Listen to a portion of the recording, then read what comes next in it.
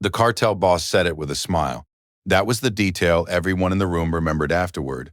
Not the words, not even the moment that followed, but the smile. It was the smile of a man who had been in enough rooms to know when a room belonged to him, and this room belonged to him completely. 3,200 square feet of converted warehouse on the edge of Puerto Salinas, 16 armed men stationed in positions that covered every exit, a woman zip-tied to a chair in the center of the concrete floor, and Emilio Varga standing 4 feet in front of her, with his jacket unbuttoned and his hands clasped behind his back, like a man who had already finished the work and was simply taking a moment to appreciate it. She had told him, in a voice so calm it seemed almost bored, that if he did not release her and her asset within the next 10 minutes, he would not leave this building. He had looked at her for a moment. Then he had looked at his men. A slow theatrical pan, gathering the audience, and he had said it. She's bluffing. The men laughed. Vargas smiled. He should not have smiled. Before we go any further, if this story already has its hands around you, hit that subscribe button right now and stay with me until the very last word. Drop a comment below telling me what city you are watching from. I love seeing how far these stories reach. Her name was Special Agent Dana Reyes, and she had been in worse rooms than this one, which was not a comforting thought so much as a calibrating one, a way of locating herself accurately inside the situation, rather than inside the fear of it, which was a discipline she had developed over 9 years of work that moved between designations, the way water moves between containers, taking the shape of whatever it was poured into and remaining underneath entirely itself. She had started in the Army at 22, infantry support, 2 tours in environments that recalibrated her understanding of what a bad day actually was. She had been recruited laterally into an intelligence function at 26 by a woman named Colonel Adriana Voss, who had read her performance file and made a phone call and offered her something that did not have a clean title, but had a very clear purpose. She had accepted. What followed was 3 years of training that she was not permitted to describe in any social context, and which had the practical effect of making her an unusually complete instrument in high-pressure, low-resource situations, meaning situations in which the gap between what she had available and what the situation required had to be closed by something other than equipment. She closed gaps. That was the work. She had been in Puerto Salinas for 6 days under commercial cover, import consultant, regional logistics, a set of business cards that were accurate enough to survive a casual check and deep enough to survive a thorough one. Her asset was a man named Octavio Cruz, 41, an accountant who had worked for the Varga organization for 7 years and had spent the last 18 months feeding transaction data to a chain that eventually reached Dana's handler in a building in Washington that she had visited exactly once. Octavio was not brave in the way that action looks brave. He was brave in the way that continuing to go to work every morning while carrying a secret that would end your life if discovered is brave, quietly, daily, at enormous personal cost, for reasons that had started as financial and had somewhere in year 2 become something more like conscience. He had been burned 48 hours ago. Dana did not know how. She had protocols for this: extraction routes, fallback positions, communication sequences that activated automatically when an asset went dark. She had initiated all of them. What she had not anticipated was that Varga's people were already at the fallback position when she arrived, which meant the burn had come from somewhere inside the chain, which was information she was filing carefully in the back of her mind while she sat zip-tied to a chair and looked at Emilio Varga's smile. Octavio was zip-tied to a chair on her left, and he had a cut above his eye that had bled down his face and dried there, and he was not looking at Varga, he was looking at the floor. He had the look of a man who has been afraid for so long that the fear has become structural, load-bearing, the thing his body is using to remain upright. She had told him, before Varga entered the room, to keep looking at the floor. Keep still. Don't speak. She had told him this in a voice that was quiet and direct and carried the specific quality of authority that does not ask for acknowledgement because it does not need to. The authority of someone who has been in this kind of room before and has a plan, even if the plan at this moment existed more in principle than in operational detail. The operational detail was developing.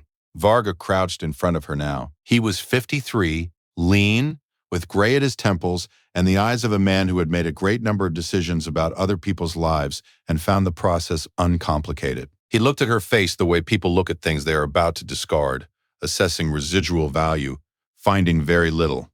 "Who sent you?" he said. Not a question. A sequence. The first step of a process that had a fixed endpoint regardless of her answer. "Nobody sent me," she said. "I'm here on my own initiative." He tilted his head. "And what initiative is that?" "I came to collect my asset and leave your city," she said. "I'm still willing to do that." 10 minutes. He stood up slowly. He looked at his men again. The look on his face was the performance of a man who was enjoying himself.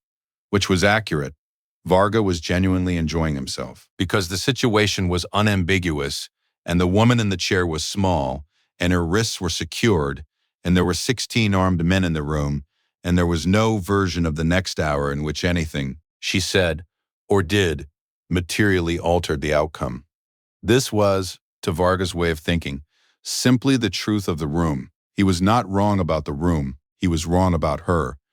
"You came," he said slowly, "into my city, into my warehouse, and you are going to tell me to release a man who has been stealing from me for 18 months, and you are going to walk out." He paused. "And if I don't, I won't leave the building." He looked at his men. "She's bluffing." The laugh. The smile. Dana looked at him. She did not look away. She did not look at the men or the exits or the weapons. She looked at Varga's face with the specific quality of attention that belongs to someone who is not performing calm because they have already moved past the part of the situation where calm is a performance and into the part where it is simply the most efficient operating condition. She said, "The man in the gray jacket by the east door, he's been signaling the man at the north window for the last 4 minutes. Left hand, 2-finger sequence. They're not your men." The smile did not vanish immediately. It took 2 seconds, a very long 2 seconds, for the information to travel from Varga's ears to the part of his brain that processed threat, and in those 2 seconds his face moved through several expressions that arrived and departed too quickly to be read individually. Then he turned. The man in the gray jacket by the east door was already moving. Not toward Varga. Away from him. The man at the north window had dropped below the sill. 2 things happened in the next 4 seconds that happened too fast and too simultaneously to be experienced as a sequence. The east door came open from the outside, and the north window shattered inward, and the room became a different room entirely. Dana was already moving when the door opened.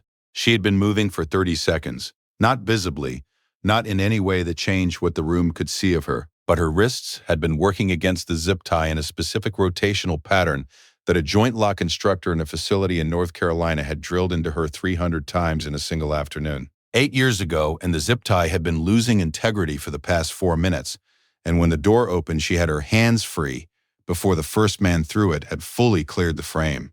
She did not run. Running was the wrong choice in a room with 16 armed men in transition. Men who were turning, drawing, trying to determine in a fraction of a second who was the threat and where it was coming from, which meant that a moving figure not in tactical gear registered as target before it registered as anything else. She dropped low, took Varga's ankle with both hands, and pulled. He went down hard.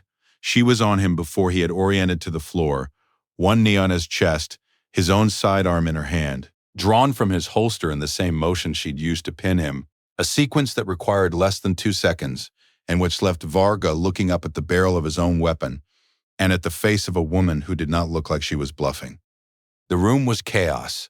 Tactical entry teams move through both openings in the organized pattern of people who have rehearsed this, who know exactly where everyone is supposed to be, and are moving accordingly. Varga's men were outnumbered and disadvantaged, and most of them were making the correct calculation within 3 seconds of the door opening. Weapons down, hands visible, the calculation of men who want to survive the next 30 seconds more than they want to prove anything. 3 of them did not make the correct calculation. Those 3 were handled by the entry team. It was over in 90 seconds. Dana stood up. She kept the sidearm. She looked across the room to where Octavio was still zip-tied to his chair, his head up now, looking at the entry team and then at her, his expression cycling through shock and relief in a way that made his face look briefly like a much younger man's face. She walked to him. She found a blade on the nearest down guard and cut his wrists free. He rubbed them. He looked at her. "You knew they were coming," he said.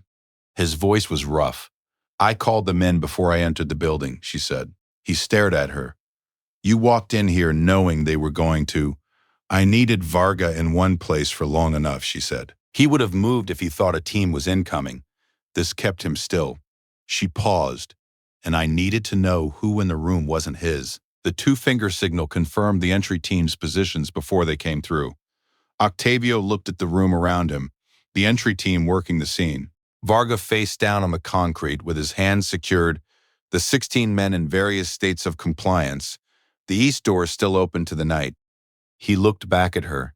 You were the bait, he said. She considered the word. I was the distraction. She said, there's a difference. He was quiet for a moment. Then he said you were bluffing. I know, she said. Were you? She looked at Varga across the room. His face was turned to the side, cheek on the concrete, and his expression had completed its journey through shock and arrived somewhere quieter. The expression of a man who has just had his entire understanding of a situation revised in 90 seconds and is still in the process of the revision. She looked at him for a moment with the same even attention she had given him when his weapon was at her head and he was performing for his audience. No, she said. She handed the sidearm to a team member who materialized at her elbow, gave a brief verbal debrief that she would formalize in writing within 6 hours, and walked Octavio Cruz toward the east door and out into the Puerto Salinas night. The air outside was warm and smelled of salt and diesel and the specific scent of a port city that runs 24 hours without fully acknowledging the passage of time. Octavio walked beside her without speaking for half a block. A vehicle was waiting at the corner. 2 more team members, engine running. At the door of the vehicle, he stopped. He said, I need to ask you something. She waited. When you sat down in that chair, he said, when they tied your wrists, was there a moment? He paused. Was there a moment when you didn't know how it was going to go? She looked at him. The street was quiet, the vehicle idling, the warehouse behind them lit up with the flat white light of an active scene. Yes, she said. About 40 seconds. He nodded, like this was the right answer, like it confirmed something he needed confirmed. Then he got in the vehicle. She got in after him, and the door closed and the vehicle moved north through the dark city. Vargas spent 11 hours in an interrogation room before his lawyers arrived, and in those 11 hours he said very little, which was professionally appropriate and personally too late. The transaction data Octavio had spent 18 months extracting, 314 files, cross-indexed forensically clean, was in the hands of a federal task force before dawn. The chain that had burned Octavio was identified within the week. The building in Washington received a report. The report used specific language about asset recovery and operational outcome. Dana's name appeared once, in a section that would be redacted before the report was distributed. She had not expected to see her name more than once. She never did. There are operations that happen in the light, documented, decorated, visible to the people who make decisions about recognition. And there are operations that happen in the dark, in warehouses in port cities, with a woman in a chair and a zip tie and 40 seconds of genuine uncertainty, and they leave no public record and no commendation and no name on a report that anyone outside a specific building will ever read. The work doesn't care which kind it is. The work is the work. She had walked into that room with a plan, and the plan had depended on Varga doing exactly what she had assessed he would do: hold his position, perform for his audience, say the words she had calculated he was going to say. Because men who have never been wrong about a room cannot imagine the room being wrong about them. That certainty is the vulnerability. That certainty is the opening. He had smiled. He had said she was bluffing. He had said it only once. That was all she had needed.